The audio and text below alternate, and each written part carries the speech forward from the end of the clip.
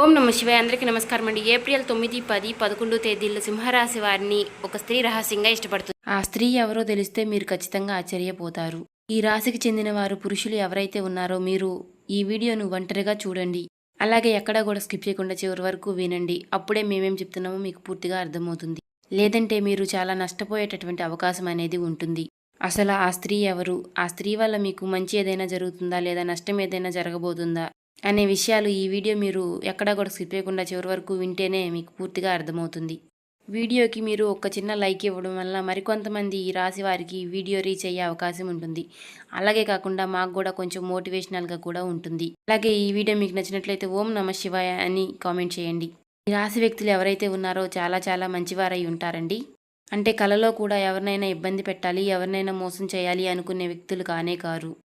లోపల ఒకలా పైకి ఒకలా ఇలా నటించడము, యాక్టింగ్ చేయడము అనేది ఈ రాశి వారికి అసలు చేత కాదు.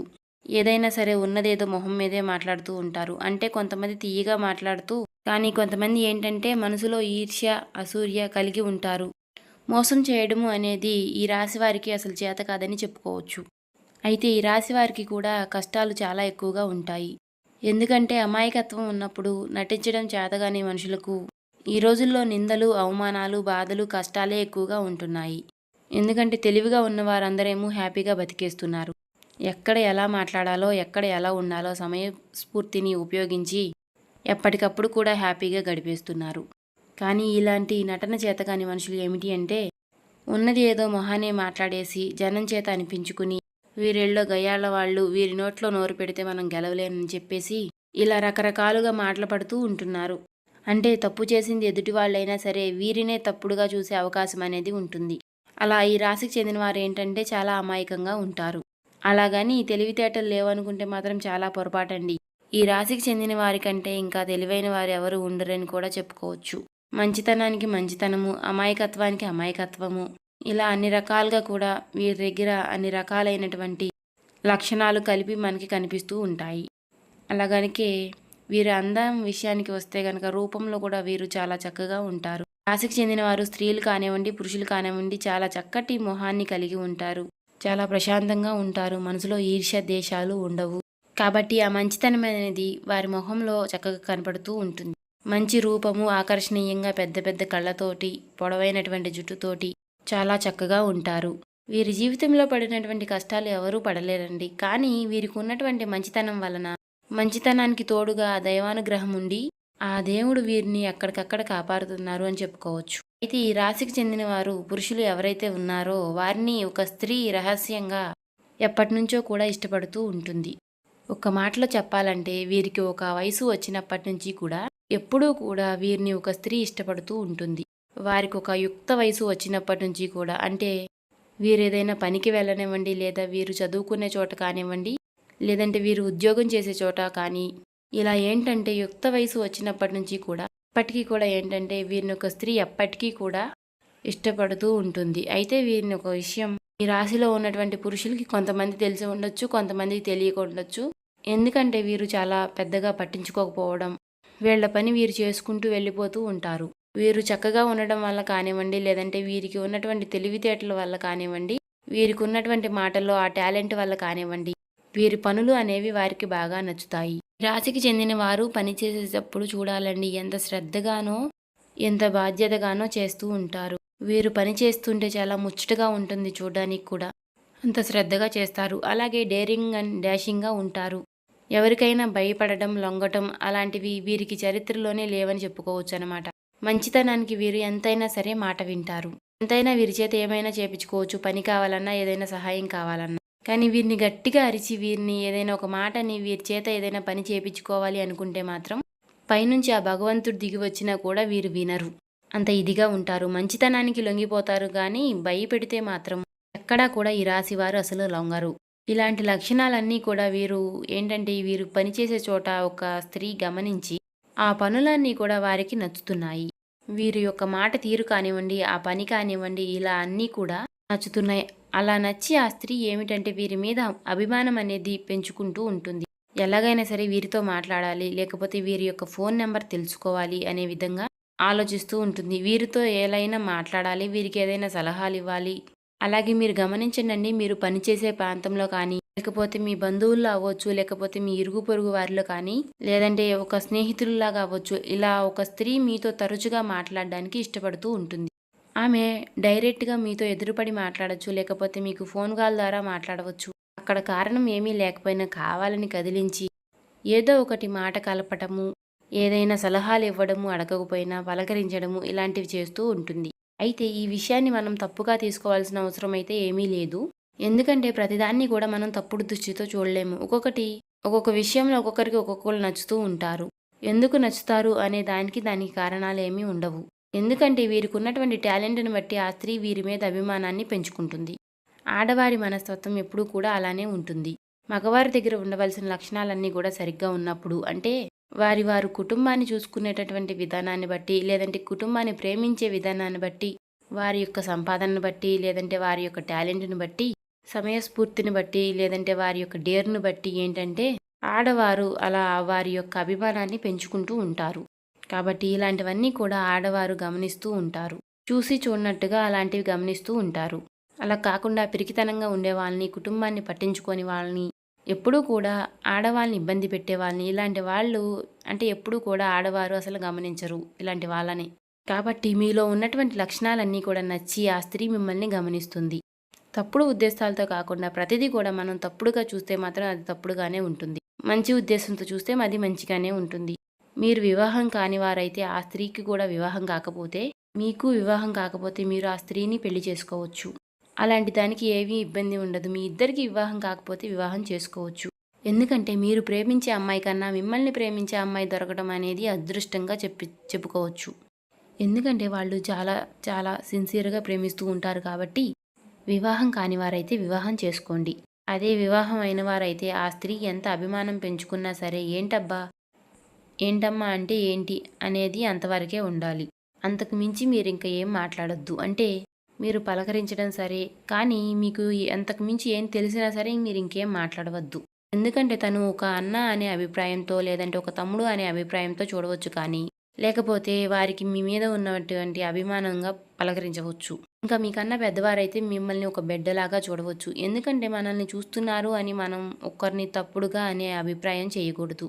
ఎందుకంటే ఒక్కొక్కరికి ఒక్కొక్కరు నచ్చుతా ఉంటారు. ఎందుకంటే వాడికి ఉన్నటువంటి టాలెంట్‌ని బట్టి, వాడి యొక్క పని బట్టి అలాగా ఆ స్త్రీ కూడా ఏమిటంటే మీ పైన అభిమానాన్ని పెంచుకుని, మీరు చేసేటటువంటి ప్రతి పనిని కూడా గమనిస్తూ ఉంటుంది. ఆ విషయం మీకు తెలిసి ఉండవచ్చు. ఆల్రెడీ మీరు మాట్లాడి కూడా ఉండవచ్చు. కాకపోతే ఏంటంటే మీరు పెద్దగా పట్టించుకోరు. ఎందుకంటే మీ పనుల్లో మీరు బిజీగా ఉంటారు కాబట్టి మీరు పెద్దగా పట్టించుకోరు. కాబట్టి మీతో మంచిగా మాట్లాడి మీకు సలహాలు ఇస్తుంటే మీరు మాట్లాడండి. ఇబ్బంది అయితే ఏం లేదండి. ఆ స్త్రీ వల్ల మీకు ఎటువంటి ఇబ్బంది లేదు. చక్కగా మీరు మీకంటే చిన్నదైతే మీ చెల్లెల్లాగా భావించండి. లేదంటే మీకంటే పెద్దదైతే మీ అక్కలాగా భావించండి. అంతేకాని ఇంకా పెద్ద ఆవిడైతే చక్కగా ఒక తల్లిలాగా ఆదరించండి. ఒక స్నేహితురాల్లాగా అట్లా మీరు ఆదరించండి. ఇబ్బంది ఏమీ లేదండి. వివాహం కాని వారైతే మాత్రం ఖచ్చితంగా వివాహం అనేది చేసుకోవచ్చు. ఎందుకంటే అలా ప్రేమించేటటువంటి ఒక స్త్రీ మీ జీవితంలో ఉండడం అంటే మీకు చాలా అదృష్టం అని చెప్పుకోవచ్చు. ఏంటంటే ఎక్కడో ఎవరో తెలియని వారి ప్రేమ కోసం మనం పరిగెత్తే దానికంటే మనల్ని ఎతుక్కుంటూ వచ్చేటటువంటి ప్రేమ అనేది చాలా గొప్పది. కాబట్టి అలా ఉంటే పెళ్లి కాని వాళ్ళైతే మీరు పెళ్లి చేసుకోండి. పెళ్ళైన వాళ్ళైతే ఒక అక్కలాగా గానీ, ఒక చెల్లిలాగా గానీ భావించవచ్చు. ఎక్కువగా మాట్లాడకండి. ఎందుకంటే ఎంత అభిమానించే మనిషి అయినా సరే, మీకంటూ మీ కుటుంబంలో మీకు ఒక భార్య ఉంది, మీ పిల్లలు ఉన్నారు, మీకంటూ ఒక సంసారం ఉంది. కాబట్టి అభిమానిస్తున్నారులే అని చెప్పేసి మీరు కూడా ఎక్కువగా మాట్లాడితే మాత్రం మీరు చులకనైపోయే అవకాశాలు కూడా ఉన్నాయి. దాని వలన మీ కుటుంబంలో మీకు చిన్న చిన్న గొడవలు వచ్చే అవకాశాలు ఉంటాయి. ఎవరు ఎంత అభిమానించినా, ఎంత చేసినా సరే బయట మనిషి అన్న తర్వాత ఆమె మూడే వ్యక్తే కాబట్టి భార్యాభర్తల బంధం అన్నాక ఇంకో వ్యక్తి పరిచయం అనేది మనకి ఎక్కువేమీ కాదు. భార్య భర్తను ప్రేమించాలి, భర్త భార్యను ప్రేమించాలి. అంతేకాని ఎవరు ఎంత అభిమానం పెంచుకున్నా సరే ఆ అభిమానాన్ని అభిమానంగా చూపించండి. అంతేకాని దాని వలన మీ జీవితంలోకి ఎటువంటి సమస్యల్ని కూడా తెచ్చిపెట్టుకోవద్దు. ఇదొకటి చేయండి. ఎందుకంటే బయటికి వెళ్ళినప్పుడు ఎంతోమంది చూస్తూ ఉంటారు, ఎంతోమంది గమనిస్తూ ఉంటారు. అది ఆడవారినవ్వచ్చు, లేదంటే మగవారినవ్వచ్చు. ఎంతమంది కళ్ళు పడుతూ ఉంటాయి. అందరి ఆలోచన విధానం అనేది ఒకలాగా ఉండదు. కొంతమంది మంచిగా చూసేవారుంటారు, కొంతమంది చెడు దృష్టితో చూసేవారు ఉంటారు. ఇలా రకరకాలుగా మనుషులు, మనస్తత్వాలు అనేవి కూడా కనపడుతూ ఉంటాయి. కానీ మనమేమిటంటే మనం పని కోసం వెళ్ళాము, మనం కష్టపడుతున్నాము కాబట్టి ఆ పని వరకు చూసుకున్నామా, పక్కకొచ్చేసామా అంతవరకే. కానీ ఎవరు ఎలా ఏంటి అని చెప్పేసి ఇవన్నీ కూడా మనకి చాలా అనవసరం. అవన్నీ కూడా మనం ఆలోచిస్తూ కూస్తుంటే మనం జీవితంలో ఏమీ చేయలేము, ఏమీ పైకి రాలేము.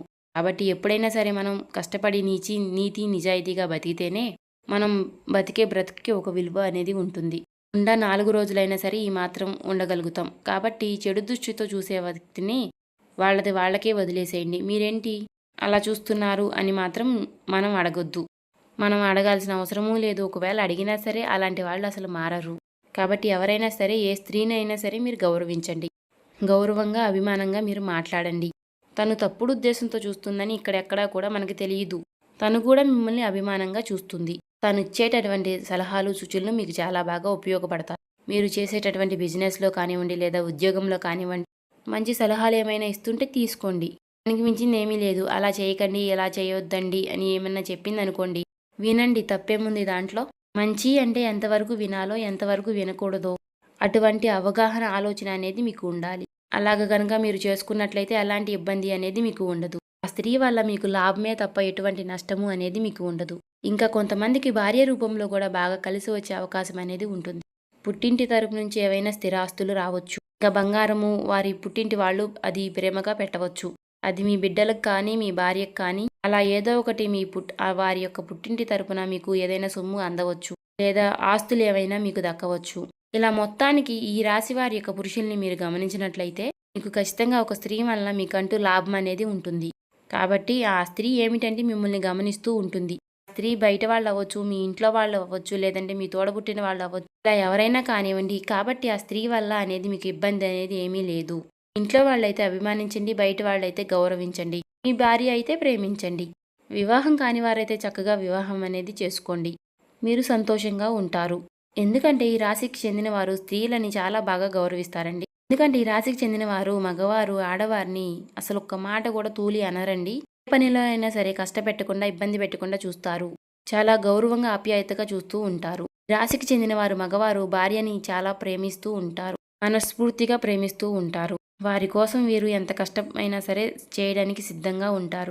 ఎప్పుడన్నా అరిసినా చేసినా కూడా ప్రేమతోనే అరుస్తూ ఉంటారు. అలా మాటలో చెప్పాలంటే ఈ రాశి వారికి ఎంతగానో పేరు పెట్టే అవకాశం అనేది లేదండి. వీరు చాలా మంచివారని చెప్పుకోవచ్చు. వీరిని జీవిత భాగస్వాములాగా పొందడం చాలా అదృష్టమని చెప్పుకోవచ్చు. అలాగే ఈ రాశి వారు స్త్రీలైనా సరే చాలా చాలా మంచి వాళ్ళండి. చాలా మంచి మనస్తత్వం కలిగి ఉంటారు. ఇక కష్టాల గురించి అంటారా? కష్టాలు అన్న తర్వాత ప్రతి మనిషికి వస్తూనే ఉంటాయండి, పోతూ ఉంటాయి. పైకి ఎవరు కూడా ఎలా కనిపించినా సరే అవి ఎవరికి ఉండే కష్టాలు వారికే ఉంటాయి కదండి. మనం ఏంటంటే ఆ దైవాన్ని నమ్ముకుని మనసారా ఆ దైవాన్ని మనం ఆరాధిస్తే కనుక మనకి అంతా కూడా మంచి జరుగుతుందండి. నిత్యము కూడా మనం ఇంట్లో దీపారాధన చేసుకోవడము, అలాగే సోమవారం రోజున శివాలయానికి వెళ్ళి శివుడికి అభిషేకం చేసి రావడము, మంగళవారం రోజు ఆంజనేయ స్వామి గుడికి వెళ్ళి రావడము, అలాగే శనివారం రోజున వెంకటేశ్వర స్వామికి తులసి మాలను సేకరించడము. సో చూసారు కదండి, ఇలాంటివి చేస్తే మనకు ఉన్నటువంటి నెగిటివిటీ అంతా కూడా పోతుంది, పాజిటివిటీ పాస్ అవుతుంది. ఇంకా ఎవరైనా మన ఛానల్ని కొత్తగా చూసేవారంటే సబ్స్క్రైబ్ చేసుకోండి. వాళ్ళు దయచేసి సబ్స్క్రైబ్ చేసుకోండి. ఈ వీడియో నచ్చితే ఓం శ్రీ మాత్రే నమః అని కామెంట్ చేయండి, ఓం నమ శివాయ అని కామెంట్ చేయండి. ఇంకా లైక్ చేసి మాకు సపోర్ట్ చేయండి.